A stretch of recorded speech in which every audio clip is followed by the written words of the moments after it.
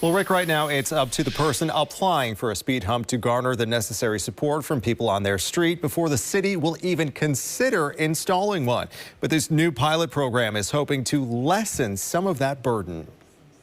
Reducing speed and increasing safety on Louisville streets has become a top priority in recent years for both city and community leaders. I think that if you were to go to any public meeting in any quarter of the county, people would be complaining about people driving too fast on their neighborhood streets, in the streets around their homes. Chris Glasser is president of the nonprofit called Streets for People, which advocates to make walking, biking, and transit safe for everyone. The organization worked with Metro Public Works on its new pilot policy around getting speed humps approved. He calls them an important tool in traffic calming, but one that's not easily accessible to everyone.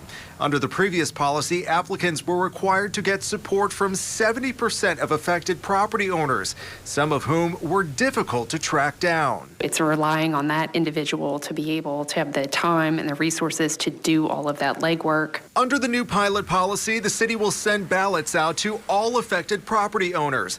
They will have 30 days to respond in opposition.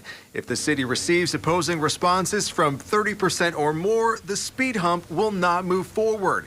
Public Works Director Jennifer Kern presented the policy to the Metro Council's Public Works Committee on Tuesday, receiving both support and opposition. It does take the burden off of people that may not be able to go out and collect signatures. If you just open the door and make it this kind of easy, you're going to be putting in speed humps all over the place. There will be a lot of people who don't want speed humps who will have them because they didn't respond in that 30%. Deputy Mayor of Public Health and Services Nicole George said clearing the balloting process does not guarantee a speed hump will be installed.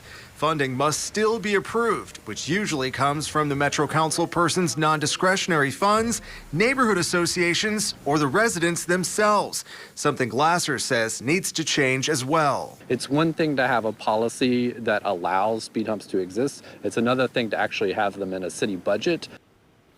Well, speed humps are usually installed in pairs. To install two on one street with the necessary signage costs just under $9,000. Streets for People is calling on the city to fund $500,000 for speed humps in next year's budget. Reporting live in studio, Drew Gardner, WLKY News.